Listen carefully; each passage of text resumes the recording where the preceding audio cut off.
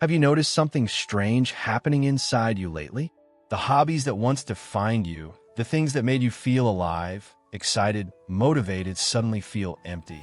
Music doesn't hit the same. Gaming feels repetitive. Creating feels forced. And there's this quiet fear beneath it all, like something important inside you has died. If you're experiencing this, I want you to hear this clearly. You are not broken. You are not lazy. And you are not losing yourself.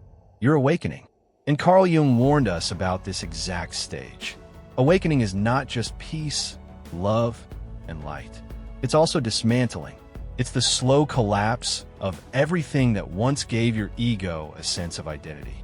And one of the very first signs is losing interest in the things that once brought you joy. This video is for you if you feel confused, disconnected, or lost because your old passions no longer make sense. By the end, you'll understand why this happens, what's really being stripped away, and why this emptiness is not a failure, but the beginning of a far more authentic life. Stay with me. Before awakening, hobbies usually serve a very specific psychological role. They don't just pass time, they build identity. Jung called this identity the persona, the mask we wear to function in the world. Think about it. The gamer, the artist, the athlete, the musician. Your hobby wasn't just something you did. It was something you were. It gave you a label, a role, a story to tell about yourself. And with that came validation, achievement, belonging, proof that you mattered. Winning a game made you feel capable. Posting art made you feel seen. Performing made you feel valued. In the ego phase of life, hobbies feel electric because they reinforce the idea of me. They give you something to point to and say, this is who I am. But awakening cracks that mask. Suddenly, the old motivation stops working. You can still do the activity, but the fuel is gone. The excitement fades. The reward feels hollow. And that's terrifying because the part of you that cared so deeply, the ego identity, is dissolving.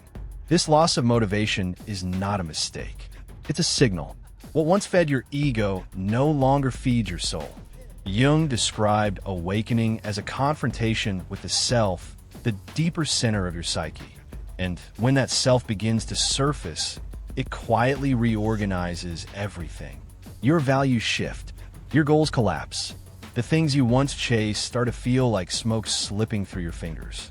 Winning, achieving, collecting, competing. They suddenly feel meaningless. Not because they are wrong, but because your inner orientation has changed. Before awakening, pleasure comes from the outer world. Recognition, productivity, progress, being seen, being admired, being ahead. But awakening opens you to something larger. Sometimes through inner work, sometimes through loss, sometimes through crisis. And once that door opens, the outer world simply doesn't shine the same way anymore. Your hobbies lose their magic because many of them were tied to proving something. Painting wasn't just painting. It was a way to feel talented. Gaming wasn't just fun. It was a way to feel accomplished.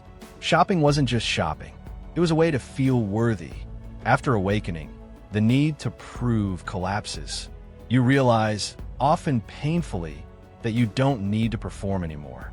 And when the need to be seen as the achiever disappears, the energy behind those activities evaporates. This isn't loss. It's liberation. What feels disorienting is that hobbies were never just hobbies. They were anchors. They told you who you were. So when awakening dissolves those labels, you're left standing in open space with no map. The old identity is gone. The new one hasn't arrived. And in that gap, everything feels pointless. Jung didn't see this as the end of joy. He saw it as the stripping away of illusions, a necessary collapse before something deeper could be built. The old value system falls apart because it was constructed around persona and conditioning. What comes next takes time, and in between there is a void, a silence, a nothingness, a strange emptiness where things that once mattered now feel dead. But here's the uncomfortable truth most people avoid. Not all hobbies were passions. Some were escapes. Maybe you painted to avoid loneliness. Maybe you gamed to silence anxiety. Maybe you stayed busy because stillness scared you. On the surface, it looked like enjoyment. But underneath, many hobbies were unconscious strategies to avoid pain. Jung called this the shadow, the parts of us we bury because they don't fit the image we want to believe about ourselves. An awakening does something ruthless. It pulls the shadow into the light. Suddenly, the hobby that once distracted you stops working. Not because the activity changed, but because the psyche refuses to let you run anymore. It's like your soul saying, no more distractions. Face what you've been avoiding. This is why the loss of interest feels so brutal. When the mask falls, the coping mechanism fails. And for the first time, you're left alone with your inner world. This stage can feel depressive, empty, hopeless. People say, I don't enjoy anything anymore. What's wrong with me? From a Jungian perspective, the answer is simple. Nothing is wrong. This is a breakthrough. For the first time, you're meeting yourself without noise, without performance, without constant stimulation. You're seeing the loneliness, the fear, the grief, the longing. And yes, it hurts, but it's also where healing begins. By sitting with the shadow instead of escaping it, you begin to integrate it. Loneliness becomes connection with yourself. Fear becomes information. Grief becomes wisdom. Losing your old escapes feels like losing yourself. But in reality, you're losing the veil. This stage is known across traditions as the dark night of the soul. Jung saw it as the collapse of the old psychic order.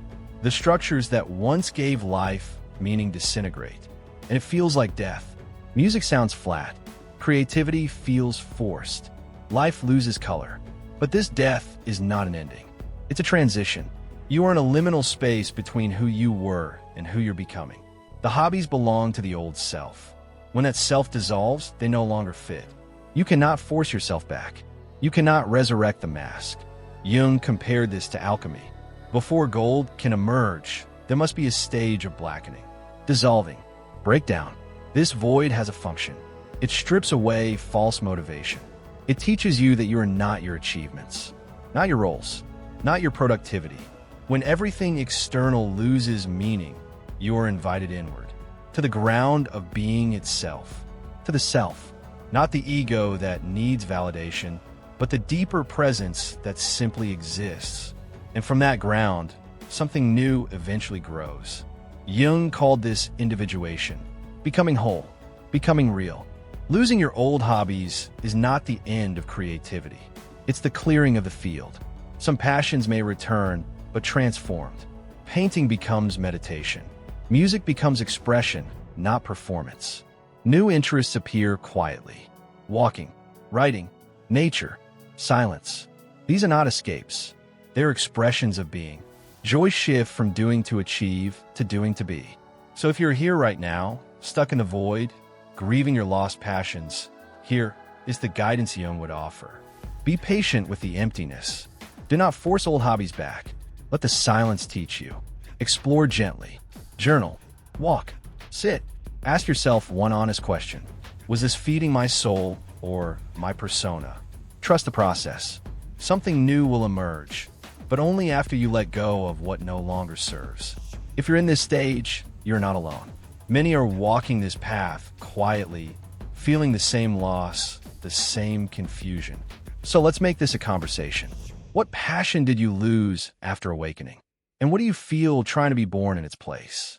Share it in the comments. Your words might be exactly what someone else needs to hear. And if you want deeper guidance on shadow work, Jungian psychology, and spiritual awakening, subscribe to Inspivox Studio. This is Inspivox. Inspivox Studio, fuel your mind, build your future.